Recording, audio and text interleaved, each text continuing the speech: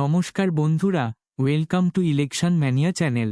আজ আমরা আলোচনা করব 18 নম্বর রাজগঞ্জ বিধানসভা কেন্দ্র নিয়ে। 2014 সালের লোকসভা নির্বাচনে এই কেন্দ্র থেকে তৃণমূলের প্রাপ্ত ভোট 40.07%, বিজেপির অপ্রাপ্ত ভোট 12.6%, বামফ্রন্টের প্রাপ্ত ভোট 36.13% এবং কংগ্রেসের প্রাপ্ত ভোট 6.59%। এই কেন্দ্র থেকে তৃণমূলের বিজয় চন্দ্র বর্মন বামফ্রন্টের মহেন্দ্র কুমার রায়ের থেকে 9217 ভোটে এগিয়েছিলেন। 2016 সালের বিধানসভা নির্বাচনে এই কেন্দ্র থেকে তৃণমূলের প্রাপ্ত ভোট 46.15%, বিজেপির প্রাপ্ত ভোট 9.16%, বামফ্রন্ট ও কংগ্রেসের মিলিত প্রাপ্ত ভোট 38.61%। এই কেন্দ্র থেকে তৃণমূলের খগেশ্বর রায় বামফ্রন্টের সত্যেন্দ্রনাথ মণ্ডলকে 14,677 ভোটে পরাজিত করেন। 2019 সালের লোকসভা নির্বাচনে এই কেন্দ্র থেকে তৃণমূলের প্রাপ্ত ভোট 45.67%, বিজেপির প্রাপ্ত ভোট 43.59%, বামফ্রন্টের প্রাপ্ত ভোট 4.78% এবং কংগ্রেসের প্রাপ্ত ভোট 1.51%।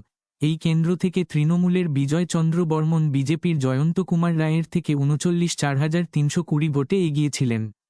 2021 সালের বিধানসভা নির্বাচনে এই কেন্দ্র থেকে তৃণমূলের প্রাপ্ত ভোট 48.5%, বিজেপির প্রাপ্ত ভোট 41.19% এবং বামফ্রন্ট ও কংগ্রেসের মিলিত প্রাপ্ত ভোট 5.61%।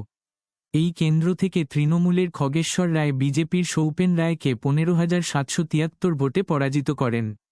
2024 সালের লোকসভা নির্বাচনে এই কেন্দ্র থেকে তৃণমূলের প্রাপ্ত ভোট 47.16%, বিজেপির প্রাপ্ত ভোট 43.78%, বামফ্রন্টের প্রাপ্ত ভোট 4.86% ও কংগ্রেস এই কেন্দ্রে কোনো প্রার্থী দেয়নি।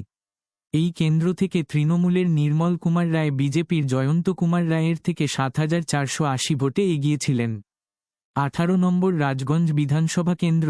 2026 সালের বিধানসভা নির্বাচনে এই কেন্দ্র থেকে সম্ভাব্য বিজয়ী কে হতে চলেছে সেটার আগে জানিয়ে রাখি যে আগামী পর্বে ডাবগ্রাম ফুলবাড়ি বিধানসভা নিয়ে আলোচনা করা হবে, তাই এরকম আরও তথ্য পাওয়ার জন্য চ্যানেলটি সাবস্ক্রাইব করে রাখুন।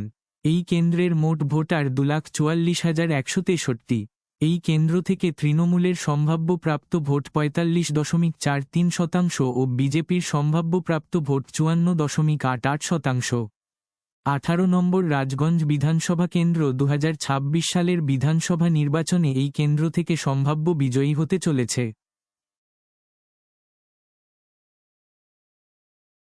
এখন পর্যন্ত আলোচিত 102টি কেন্দ্রের ফলাফল।